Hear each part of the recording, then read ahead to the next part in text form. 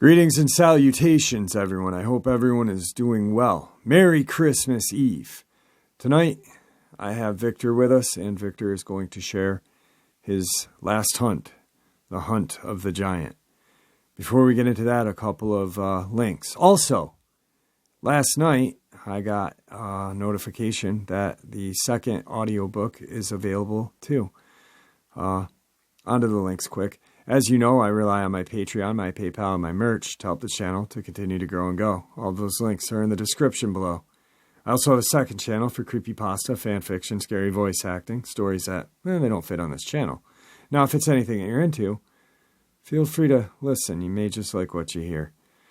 Also, Dogman, Frightening Encounters Volume 1, and now Volume 2, written by Tom Lyons, narrated and produced by me, Jeffrey Nadolny, is available on Audible, Amazon, and iTunes. The links to both of those books are in the description below as well. And Dogman Frightening Encounters Volume 2 is an awesome book. I really think the first book kind of opened it up, and the second really just, there was some encounters in that book that blew me away. We're waiting on 3 to get approval. Hopefully in about a week, maybe 2 more weeks, we'll have that out as well. Anyway, those links are in the description below as well. And now, shall we listen to what Victor has to say? Yes, we shall. You really thought I wasn't going to say it. Now, let's get over on to Victor. Shall we? All right, everybody. Today is going to be our kind of Christmas special. Victor is with us. Victor, how are you? Doing well. Doing well. And this was Victor's idea about a week and a half ago that we get together today and share his most recent hunt, hopefully his last hunt, and it's kind of Victor's Christmas present to you guys. So I'm going to turn the mic over to Victor. Victor. Okay. Yeah, this was my final one. I hanging up my guns. This started all on the 27th of November, and I got a call, and it was from in Colorado, and the original call got called to me, and they said that this was the call. They called in and said that the mountain ranger was on the notice in Fort Sill, and that a helicopter unit had taken and dropped off some rangers in the mountains, and they was up flying and had a 50 caliber and a gunship on one side, an old gunship, and loaded with blanks. They was doing the whole thing, and they was flying around to finish maneuvers and had orders to head back. And as they was flying back, one of the man in the back was complaining to the guys up front that he wasn't going to make it back to the base, and that they was going to have to sit down and let him go to the bathroom. And he complained enough to where the pilot finally set it down in a field on top of a mountain and told him to hurry. And he positioned the copter facing due west. And the guy took off and ran due north into the woods on the north side of the copter. And was sitting there, and they was just jibber-jabbing back and forth. And the pilot realized that he was just talking to himself. And he looks over to the co-pilot, and the co-pilot is out of his seat and has mashed himself up against this, far away from his pilot as he can get. And he's just mashed up against the side of the helicopter and has this look on his face. As the pilot just described as awful.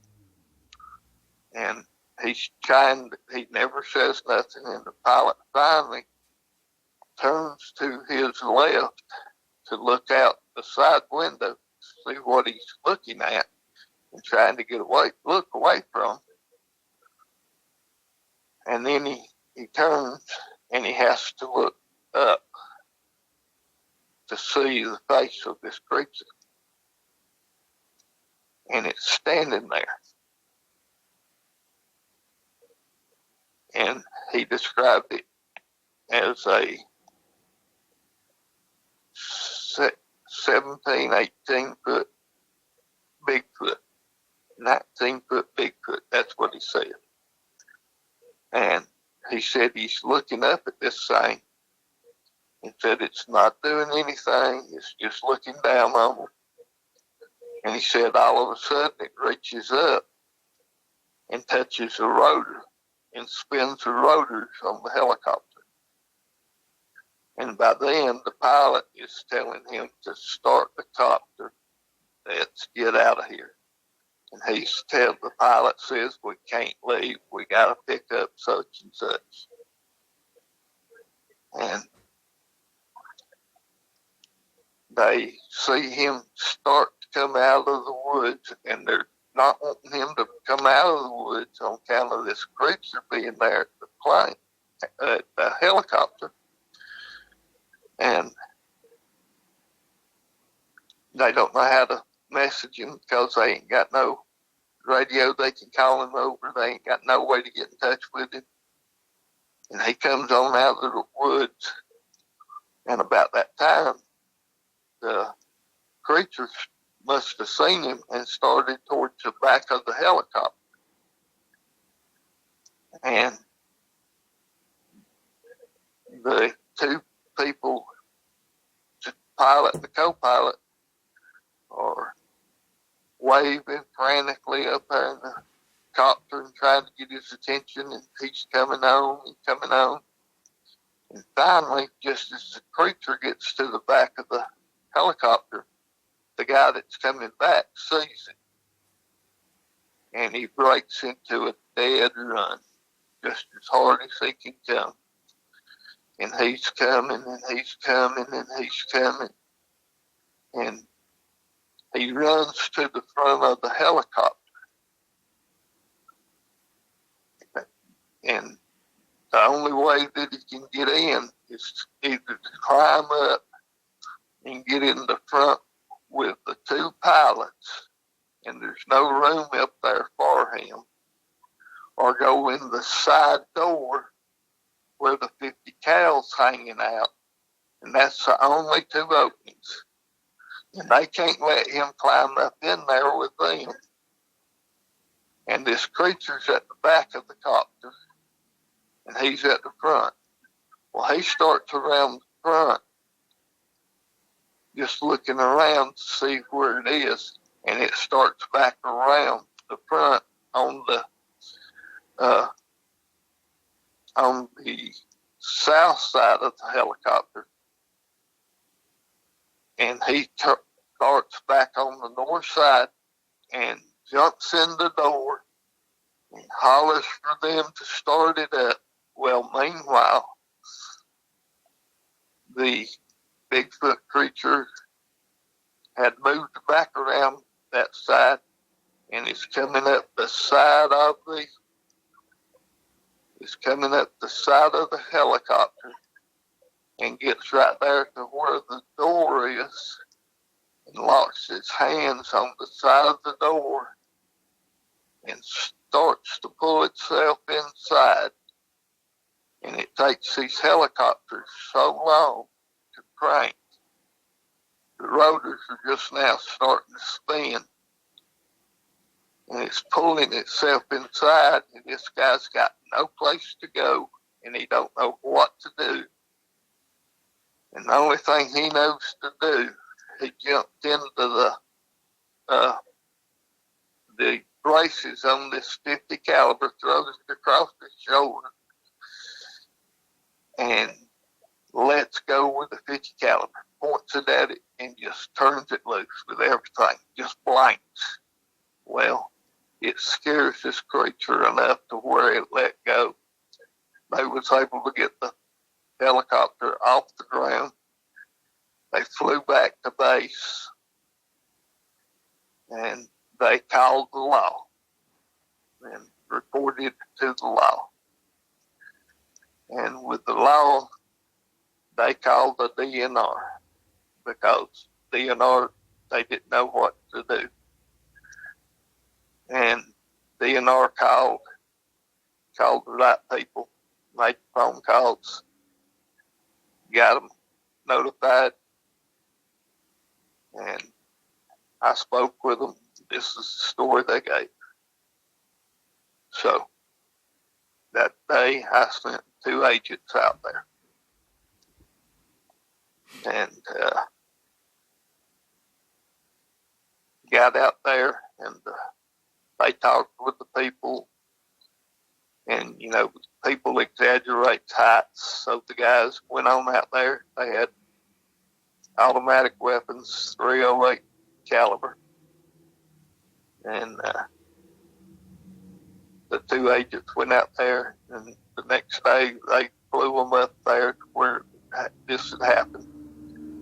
And they called me back and say that the footprints was 25 inches long, 11 inches across at the toes, and 8 inches at the heel. And they was in solid ground. They was 2 inches into the ground. So he said, "Well, that may need some help on this one," because they figured it was, you know, the one we'd hunted in Idaho and Montana. So I sent 5 more agents. So I've got 7 agents out there. And the 27th, the 28th, I didn't hear nothing back. 29th, I heard that they was on its trail and that they was closing ground on it, and that it was zigzagging just across the northern part of Colorado. You know, wasn't trying to make a run for any certain place. It was just zigzagging across, back, running north, south, north, south, north, south. And then on the 29th,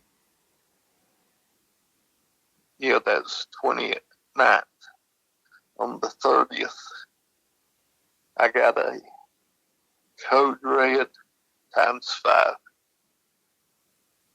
And as soon as I got that, I had to, I myself, load it up and flew to the location and was picked up at a point and carried to the morgue, see the man. No. Dropped off, got picked up, carried to the point. Had been by the morgue and seen what damage he'd done to my men.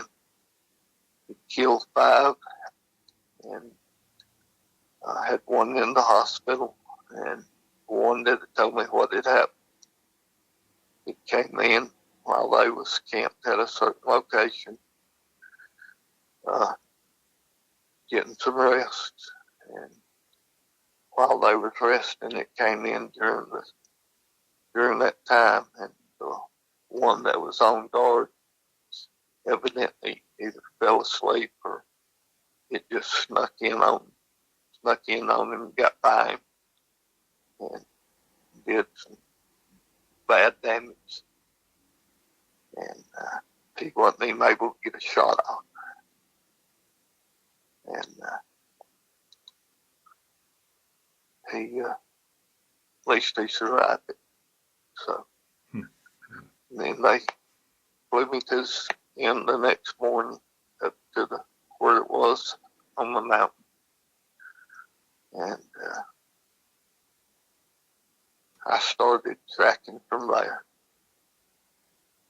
and spent that day just catching up, trying to catch up as much as I could because I didn't know. And I seen where the zigzagging was going. And spent that whole day doing nothing but that. Just staying on the trail. And all night that night, I was able to track because of the moon. And nearly a full moon. And I was able to go all night that night. Then the next day, I was able to track all day on the first. I was able to track all day. No sightings of it, just, being able to trail it. And, it had turned north now and was headed north towards Wyoming. And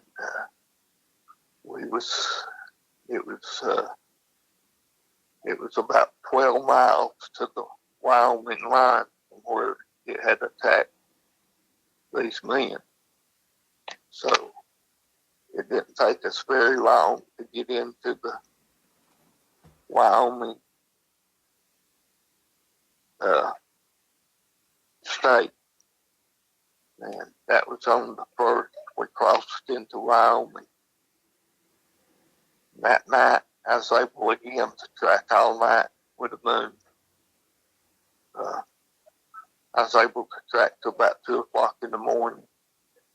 And it started snowing so hard that I had to stop and just hunker down and wait on daylight, but I didn't sleep because I didn't know how close or how far behind I was, dude. And I was listening, trying to watch everything. On the second, that morning, as soon as it broke daylight, I was gone because I could still see the impressions in the snow where it had walked.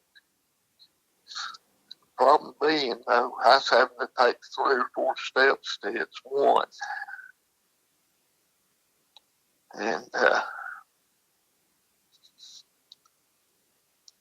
then there's a lot of places I was having to use skis, and a lot of places I was having to use snowshoes. And, it was just slow go for me, where it was, it wasn't having to slow down much at all. And it was just going.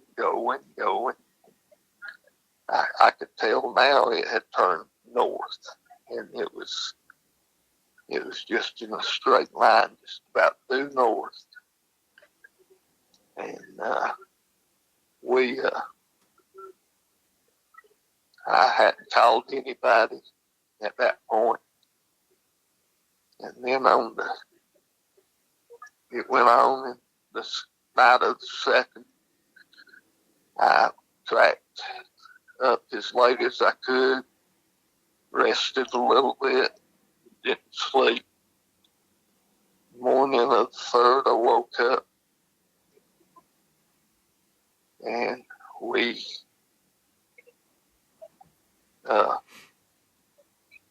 I started on down, following it. This was the furthest I traveled in the day, was on that day. I probably did, I don't know, 35 miles that day. May have done 40. I don't know exactly how far I made that day. I know I did a long way because I was jogging and I done it all day long.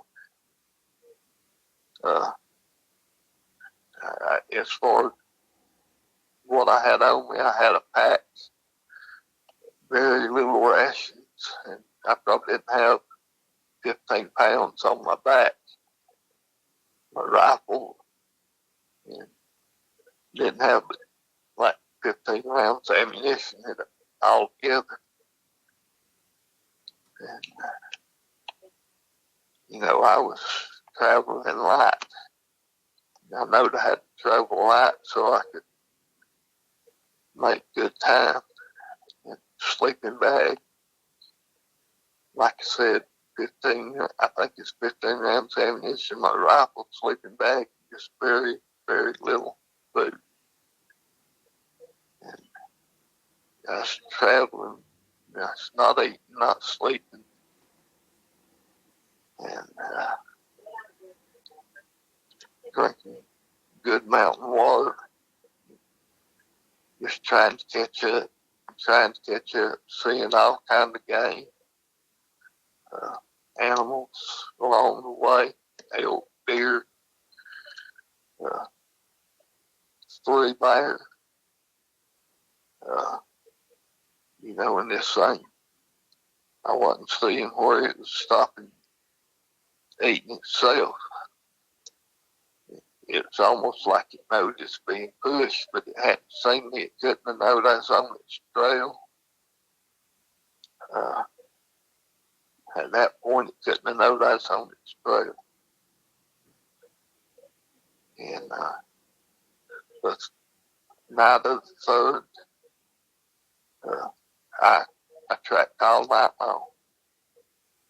And on the morning of the 4th, I sat down and I was overlooking a big gorge and just figuring my way to get around it and over it. And this was the morning of the 4th. And I seen it get up.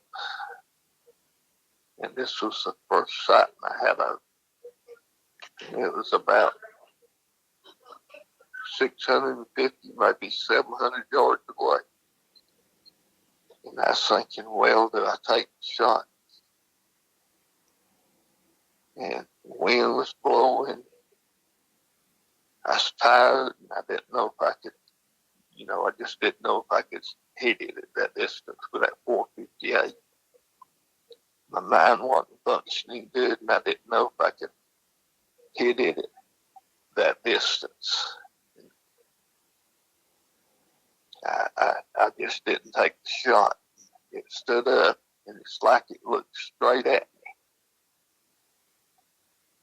And it stood there and just walked back and forth to the sides for like 2 minutes. And then it was gone. And I got up and I was gone. And it took me like 3 hours to get to where it was. And, and that was 650 yards.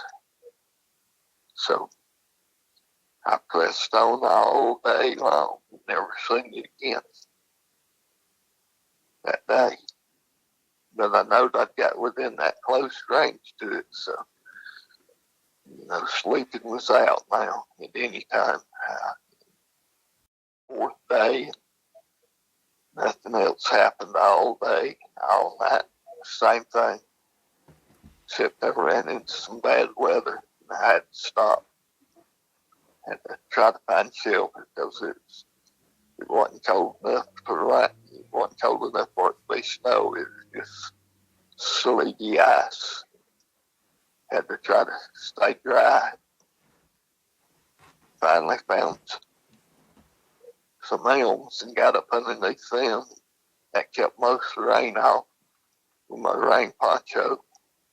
I was able to stay dry mostly for the night. And got up the next morning, and this was the 5th of the month. And I was thinking, well, I called you on the 5th. Yep. This is the first I think you'd sent me a text sometime during the night. And I answered your text and sent you a pretty long answer to it. I don't think I actually called you. No, you didn't call. It was a long. I used the text message that you sent me to give everyone an update, kind of how you were doing, because people were asking. Yeah, and that was I hadn't even called into the office or anything to let them know what was going on. So I sent them basically the same thing I sent you. And I was up and I wondered if it got up before me and left, how far ahead of me it was, how I was going to make up all this ground. Then I got to thinking about, well, if we made it into Montana, it had to cross the Yellowstone River. That'd be a good place to, if I could get ahead of it, or get there by the time it did be at the river, I could, get it before it crossed that river. That'd be a good place. And that was my goal, to get to that river before it did. And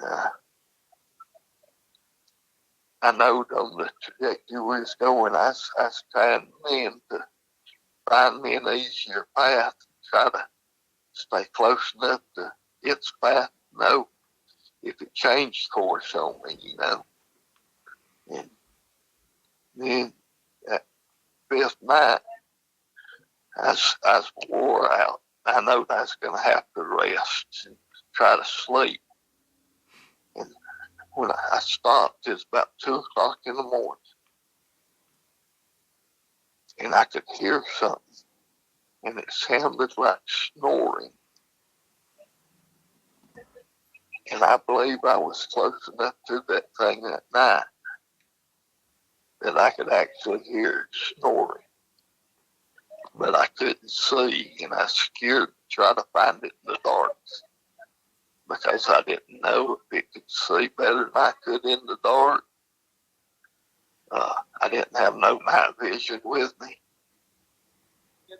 I didn't carry anything extra that I didn't even think I would need. I didn't carry anything like that. No night vision, no nothing. I just went with the bare minimal. And next morning, I'd slept about 4 hours. I was ready to go again. This was the 6th day, and we was up daylight. I was gone, and I found where it bedded down, probably 250 yards from it. And I figured that's what I heard.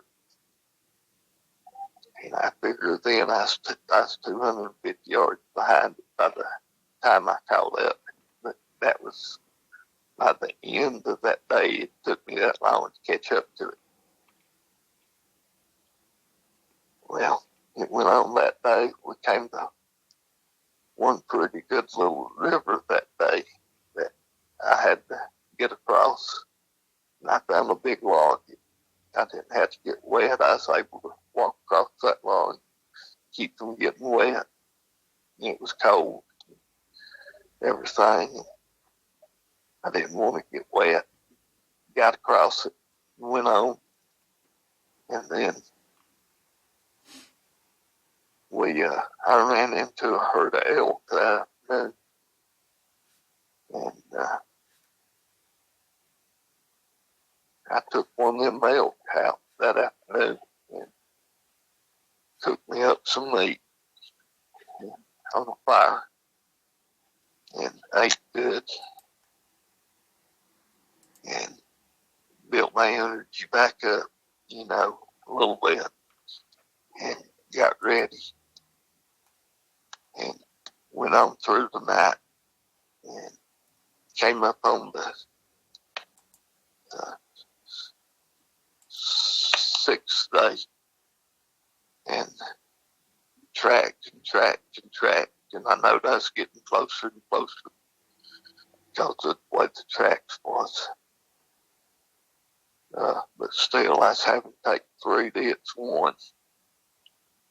And like I said, I was jogging most of the time. Except when I got into the deeper snow, I'd have to get on the skis or get on the snowshoes, and I'd shuffle as fast as I could on the snowshoes.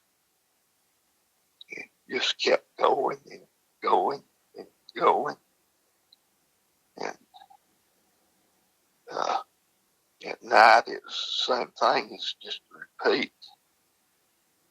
And then on the 7th day,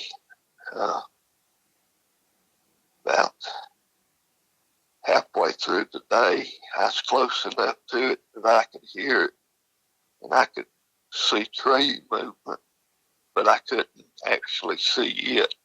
I could see it moving trees going through the woods and everything, but I couldn't see it itself. I could just see the trees moving from side to side as it went through them. And it would go through heavy brush. It didn't care.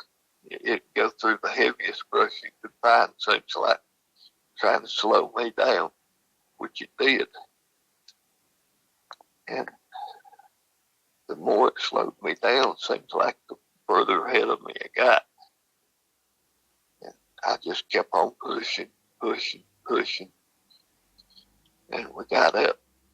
And 7th day, same thing. 8th day, same thing. 8th day, I was catching up. We got into the aspens, and we had just got broke into, on the 8th day, we had crossed into Montana and was pushing towards the Yellowstone River. And it was going towards that Yellowstone River,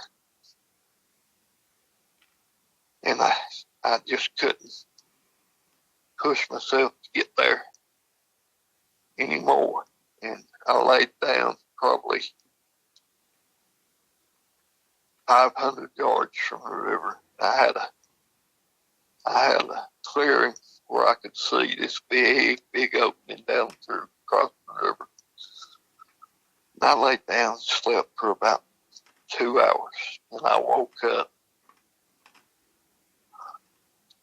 and I scanned the horizon down through there, and I seen it, and it was about 3/4 of the way across the river. And I threw my little old pack down on the rock that was right there in front of me. I threw my .458 up on that pack, laid it down on it, and put it on the back of its head. And I was hurrying, trying to get it before it got out on the other side. And I took a shot at about, I guess it's about 475 yards.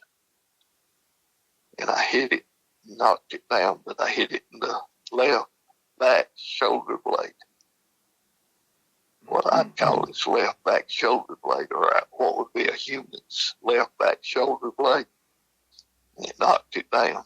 and it got up, and it was pissed. Man, was it pissed. It was thrashing, carrying on. It got up and out of the water in like 10 seconds. Is the last 15 yards, that water that got out of it got up into the woods, and I grabbed my rifle and rushed down there and got down there, and I was looking up in the woods where it went, and I couldn't see nothing, couldn't hear nothing. And I thought, well, that thing has kicked it into high gear and it's gone. And here I am looking at a river that was probably, I don't know, 60 yards across where I was at. I was looking, trying to find what looked like the shallowest place to cross. Really couldn't tell how shallow it was. It's muddy. I was thinking, well, how am I going to get across here? Do I let it go and just try to call somebody for a pickup? Try to find it on the other side, go on from there? Or what do I do? And I didn't know what to do. And finally, I said, I ain't going to lose this thing. I took my little pack and threw it up on my head and took my rifle in my right hand. Decided that when I got to the other side, I'd take long enough to build a fire, get warm, change clothes. I did have, two changes of clothes with me, I think. And I said, I'll change clothes. Get warm again and be where I can go. So I took my big Parker off and put it on my head. I start wading across the river, and I'm up to my belly button in water. And all of a sudden, there's this big splash off to my right. And I jerk around to see what it was. I thought, damn, what a fish. And, I thought, and I start to turn back around, move on.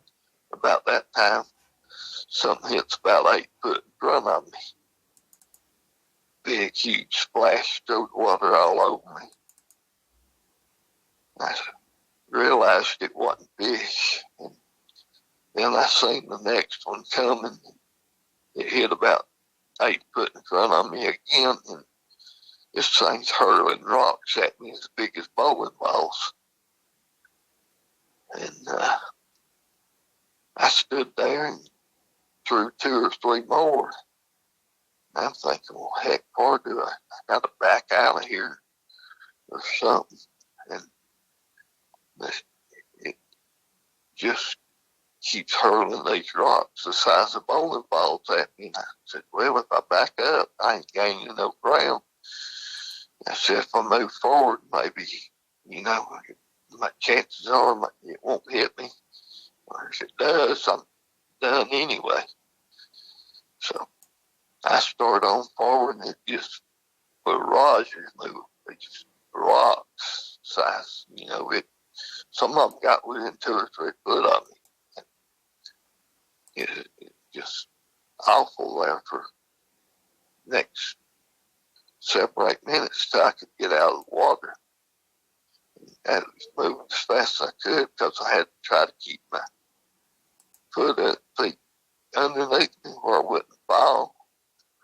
And I'm trying to find a place when I get up on that, but on the other side that I can get away from the rocks, and I see 2 big old boulders over there that I can get behind. I think I can get behind them. I'll be safe behind them if he's still throwing them. I finally get out over there and get behind them 2 big boulders. He just keeps raining down these boulders. hitting them boulders with them rocks. He's done zeroed in on them 2 boulders. And they're rounded where I'm at. These rocks are coming right over the top down on me. And I look out in front of me, and there's 2 more that's give me more protection, but that's 20 yards in front of me, and I got to get there. And my clothes are starting to get stiff and freezing. And I know I got to get a fire built, but I got to get cover where I can get away from these rocks.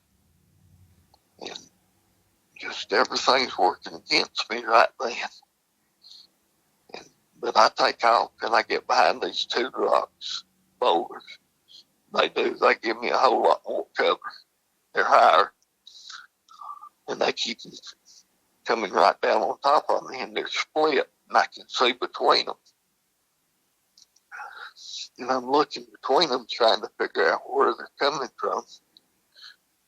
And I can't see nothing. So, and he's overthrowing these 2. He's overthrowing them. He ain't got his range. You know, when he does get his range, he's going to hit the top of them. They shouldn't come down on top of him. So I'm listening to him throwing the rocks. And he just keeps throwing them. Meanwhile, I'm building me up a little fire. You know, trying to get me a little fire going right there behind me. With just what little driftwood's up there close enough that I can reach. And I get a little fire going and looking through the rocks every once in a while to see, but he's still throwing rocks. And then the rocks stop, and I turn and look through the boulders, and I can look up there and I can see trees moving then. And I start watching some of them aspen, and he's pulling them up out of the ground. It's actually pulling them up out of the ground. And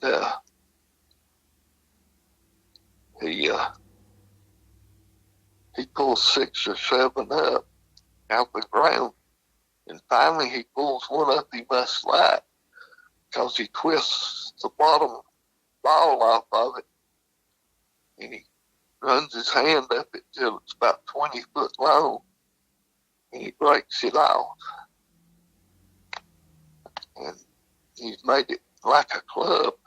It's about 20 foot long. And then I notice it just gets really quiet, and I can't see him. Can't hear him.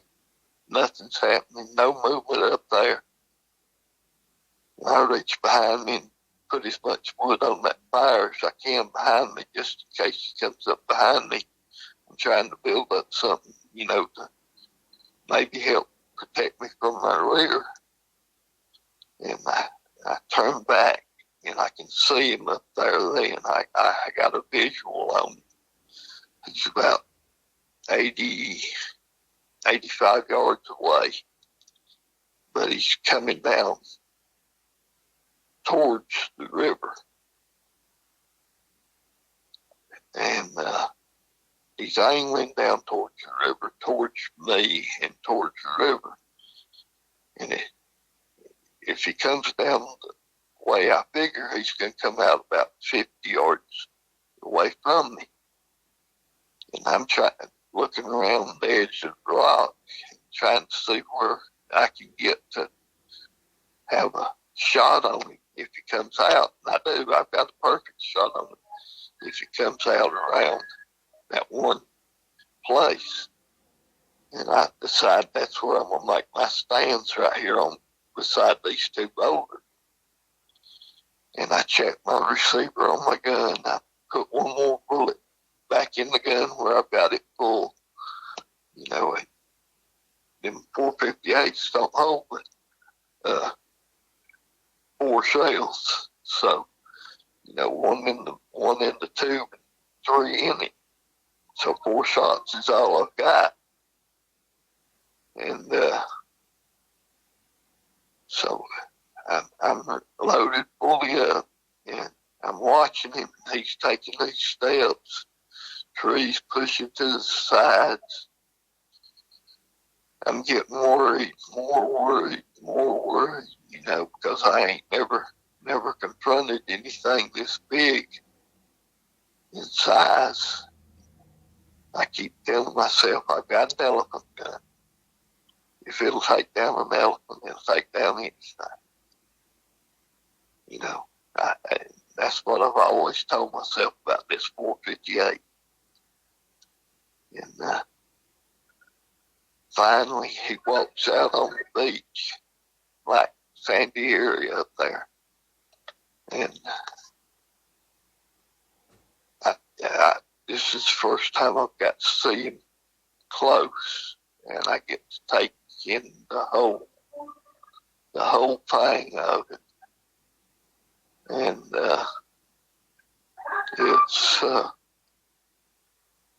it's pretty amazing to see it, but I was also pretty awestruck at what I was looking at. Here's this thing. I was guessing 19 foot tall. And I was guessing it to be, I thought it weighed more when I first seen it. I was guessing, when I first seen it, I was guessing 2,800 pounds when I first seen it. But then after everything took place, I realized it wasn't as heavy. But it walked out there, and it had that club like in its right hand, and it's making these motions. I decided, I found the point that I said, when it breaks that point, that's where I'm gonna take my first shot. And it don't take long for it to, one of its steps, 12 foot. That's about what it was taking in one stride, 12 foot in a stride. And I was, at 30 yards, that's where I was going to take my first shot. And it came out about 50 yards away. So it didn't take but 2 or 3 steps, and I was ready to make the shot. And I decided my shots was going to be, I was going to take a head shot. And if it didn't go down with the head shot, I was going to put one in the chest. And then I'd have went back to the head. I had an explosive bullet in my gun. I wasn't shooting solids. I was shooting 550 grain explosives that normal people can't get. These were special bullets. And when it got to the 30-yard mark, I took the shot and put it right under the cavity of its nose, right above its lip, right under its nose. And that's where the shot entered. And it just blowed out the base of the skull in the back and broke its spinal column and killed it with one shot. And it just crumpled to the ground. And I let it lay there for, I don't know, 5 or 10 minutes before I walked over to it. And it had fallen straight back and was its position. It had its left arm up on its body. And I had walked around it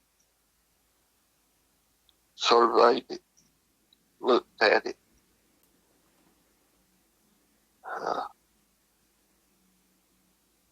Got my heart back under control. And I had texted you before, right after I had killed him. Yep. And I had called myself a pickup in, and had called for a pickup on it. And I had walked over to it and was just surveying it, looking at it. And I tried to pick up its left arm. And I'm a strong man. Strong. And I couldn't lift its left arm. I don't know if something had happened and rigor mortis or something had set in, muscle spasm or something. But I couldn't pick its left arm up. I don't know if it was just that heavy. Its left arm was bigger than you, you said. It was taller. Yeah. Longer than you are tall. Yeah, it was. It was longer than I was tall. And I sent you all the measurements on it. Yeah. 19. I think I got them in my file here. You got them available. 18'7", I think. Hang on one second.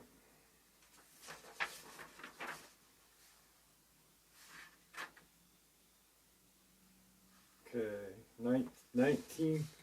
They will have to measure it, but I guess 19 feet. And Yeah. this is, I didn't get the exact measurements from you. I just got this was the night that you had killed it. Yeah. It weighed about 2,400 pounds, and then you said, its arms are longer than I am tall. I'm 6'4", so maybe 7 feet. I couldn't pick its arm up. Yeah. Yeah, that's right. But it was pretty amazing. Hang on just 1 second, and I'm going to pull up the measurements of it. All right. They classified it as a troglodyte, Troglodyte.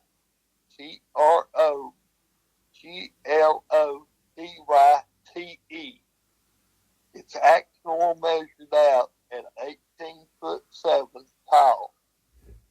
It weighed 2,375 pounds. Its arms were 6'9". Its legs were 7'4". Across the shoulders was 73.25 inches. Wow. Its hands, if you spread your hands and measure from the tip of your pinky to the tip of your thumb, it's measured 22.75 inches. Its feet was 26.5 inches. Across the toes was 12.5 inches. The heel was 8 inches. Across the waist was 46.75 inches. Its head is 23.25 inches. Is that in circumference? No, that's just from like the chin to the. Okay. So that is a large creature. Yeah. And they came and picked me up and brought in a detachment. I brought 22 men in a cargo net and rolled it onto the cargo net and hooked him up and flew him to Fort Sill.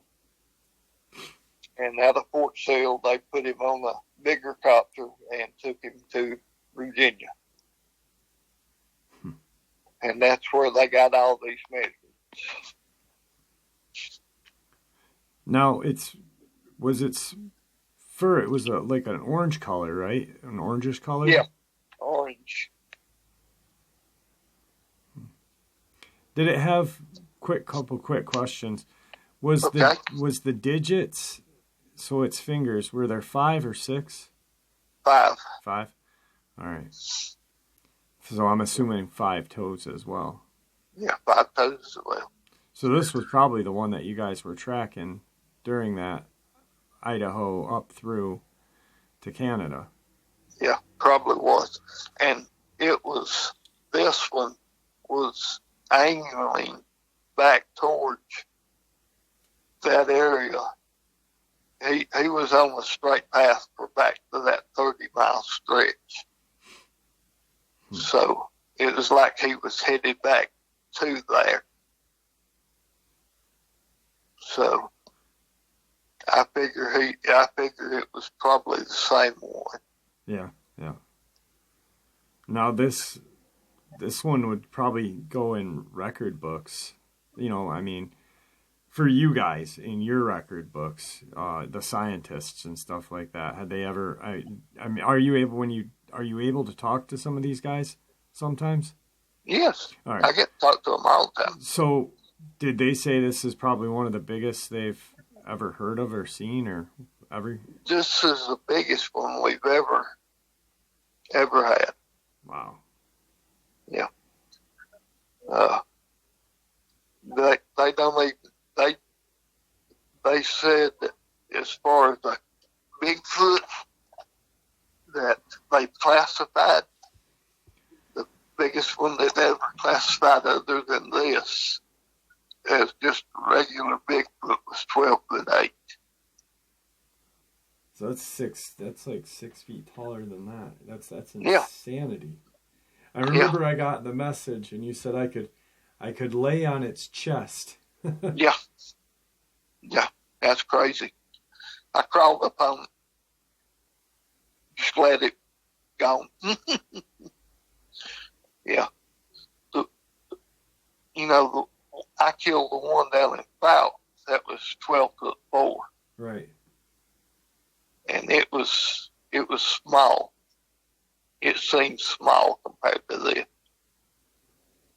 Yeah, I can't even imagine seeing something that, I mean, that's 3 times the size you are. And yeah. Now, you made an interesting comment to me, though. And you said, I think I could have killed it with a .308. Do you remember that comment? I do. Now, why do you think that?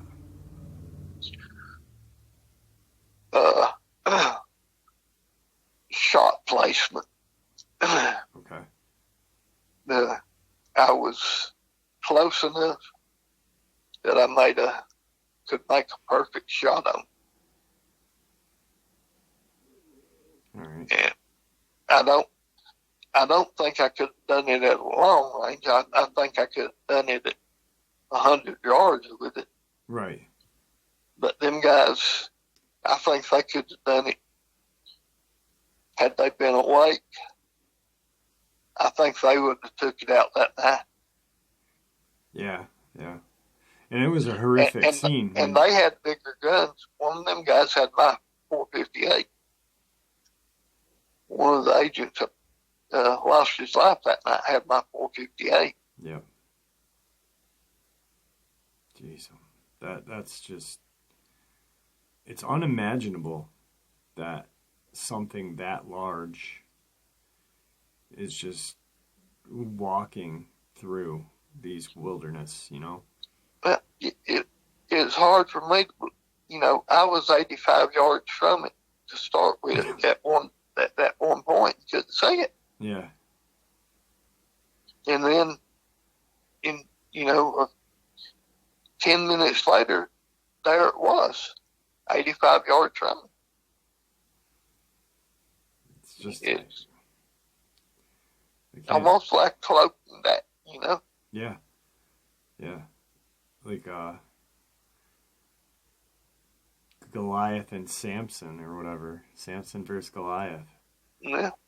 It's just insanity. Now, was its teeth? Could you see its teeth when it died? Yeah. Or were they Yeah. like our teeth, or are they different? They was square. Okay. Square. So like chiclets, large Yeah. chiclets, kind of. Yeah, that's right. Yep. I wonder That's if that a was good because it was description. grinding its teeth, or how it chewed, or maybe eventually just like grinded them down to a square or whatever. That's strange. Yeah. Were they able to estimate an age of it? They hadn't came up with an age on They it. haven't. Okay. No. I'm guessing old. I mean, geez, I'm That- a crow. Yeah. It was a male. It was hung like a horse. Yeah, I kept texting you when you messaged me every once in a while. I'd say, shoot it in the dick. Yeah. Yeah, that would have been easy. So that it was exposed. You could actually visually see its Oh yeah. member hanging out. Yeah. Holy shit! Yeah.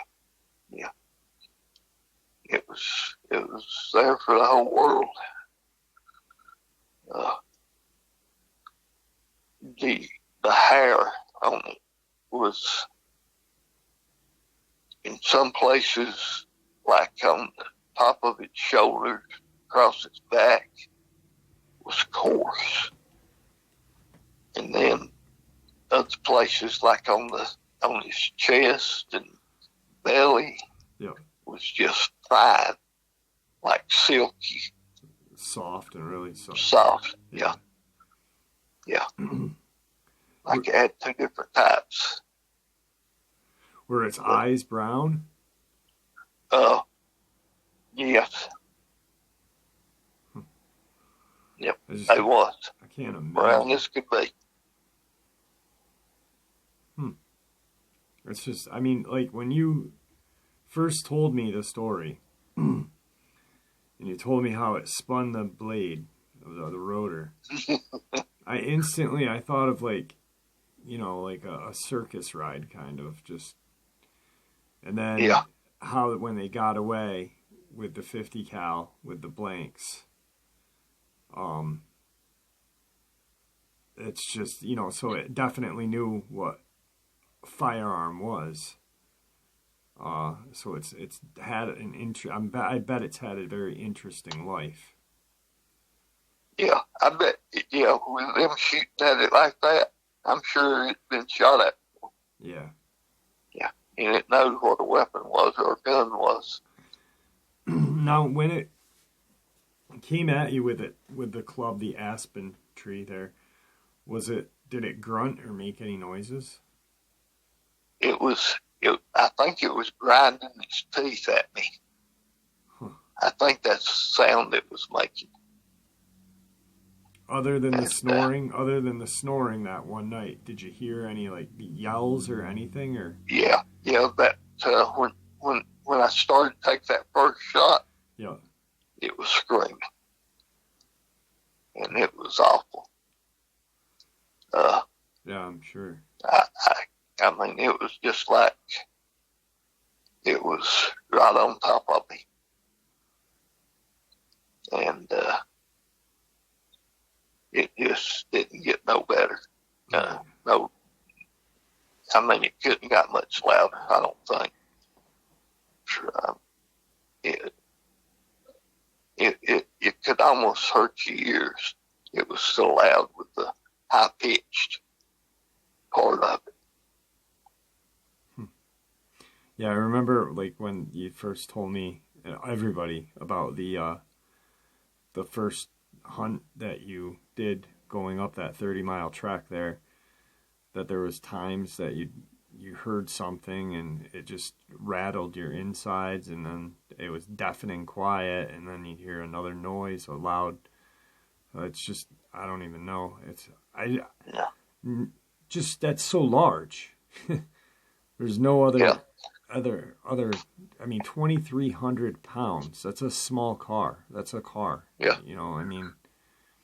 Yeah, and to hear it go through some of the thickets it went through, it just sounded like a bulldozer. Yeah. Going through it. And then with its fingers extended, like I was doing that when you were talking, and I looked, and that's almost 2 feet. That's an almost 2-foot palm, you know? Yeah. So like those rocks that it was throwing at you, bowling ball sized rocks, were just like almost like it was throwing a baseball. Yeah.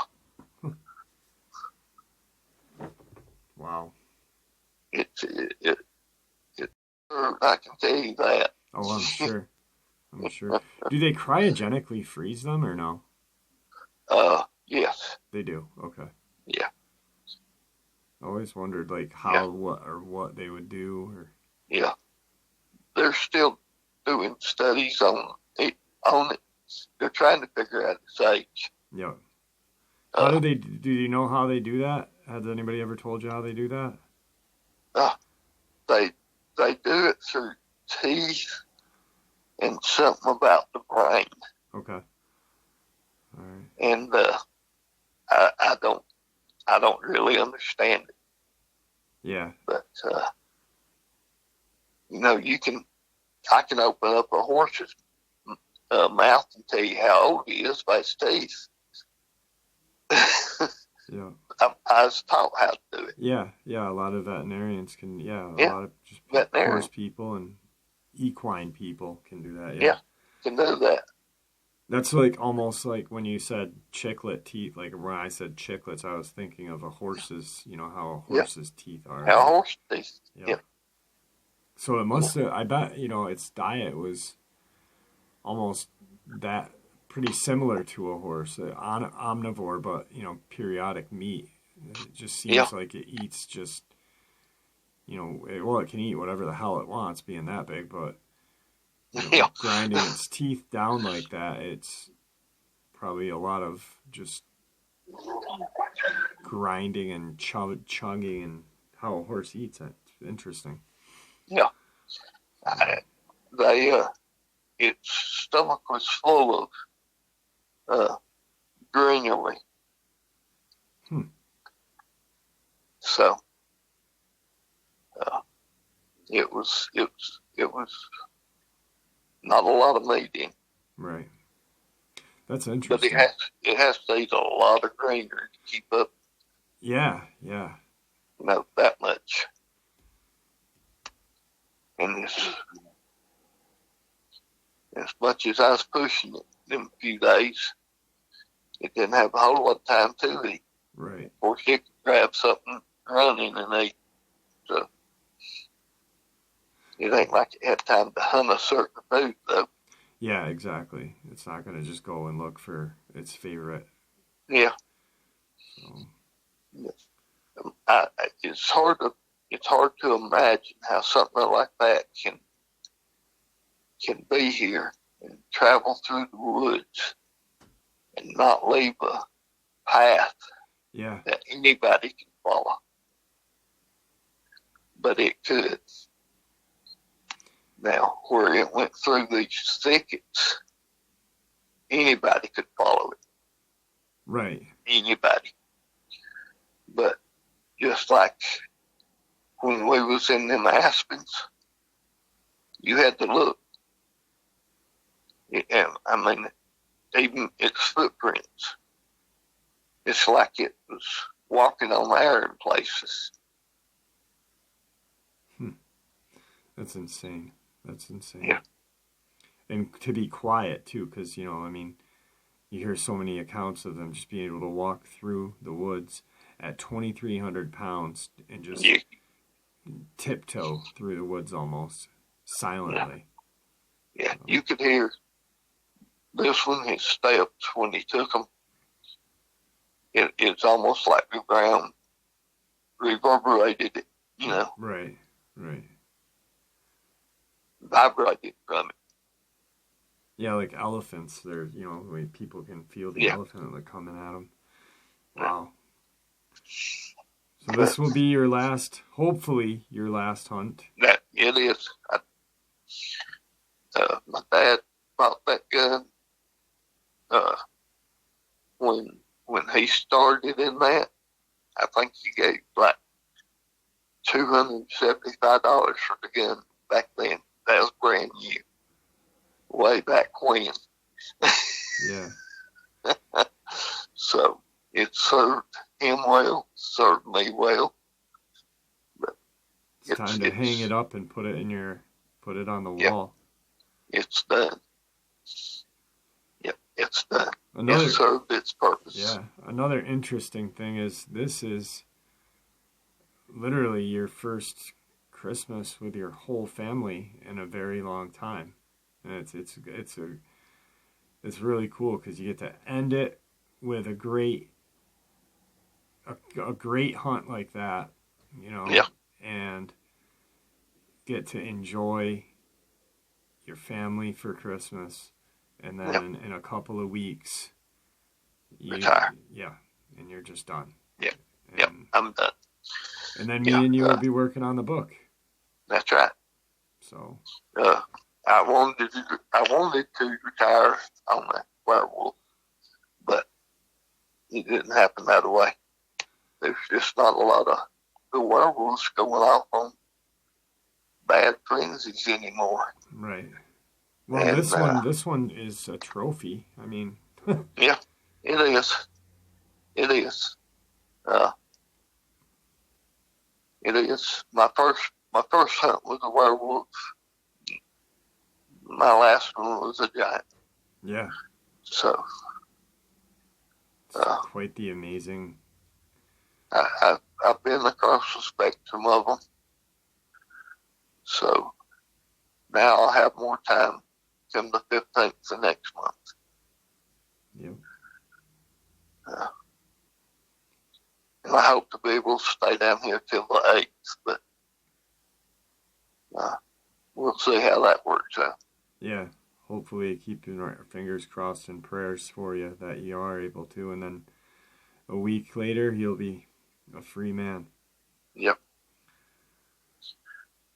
Well, Colorado. Yeah. I don't want to keep you too much longer from your family. I want to thank you for sharing this encounter with us on Christmas Eve. It's kind of an early Christmas present, and I appreciate it, and I know everybody that will hear it tonight is going to appreciate it as well, so thank you. Okay, well, I'm glad to share it. Just hope everybody enjoys it. I'm sure they will. Is there anything that you'd like to say to the gang before we end the upload? Well, I'd like to wish everybody a Merry Christmas and Happy New Year. And everybody just stay safe, get out in the woods and wilderness, and just be vigilant. Right on. Victor, Merry Christmas from me and everybody else in the channel. It's been honestly wonderful this last year having, you were here last Christmas and it's just been wonderful. So thank you very much. And I hope your Christmas is blessed. Well, thank you. And I hope you have a Merry Christmas too, guys. All right. All right. Have a good night, sir. Good night. All right, guys. There was the hunt, Victor's last hunt, the hunt of the giant troglodyte. That thing is huge. Can you imagine seeing that? 3 times the size of a person is unbelievable. And, wow. And like we said, only a couple more weeks and we'll be working on the book. And Victor will be able to share some stuff with us that he couldn't. So I'm looking forward to that. I hope you guys have a Merry Christmas tomorrow. Be kind to each other and just have a great day. I am. And I might put something out tomorrow. I'm not sure if I'm gonna, but who knows? I probably end up well. So, all right. Thanks, guys. And please, everyone, Merry Christmas.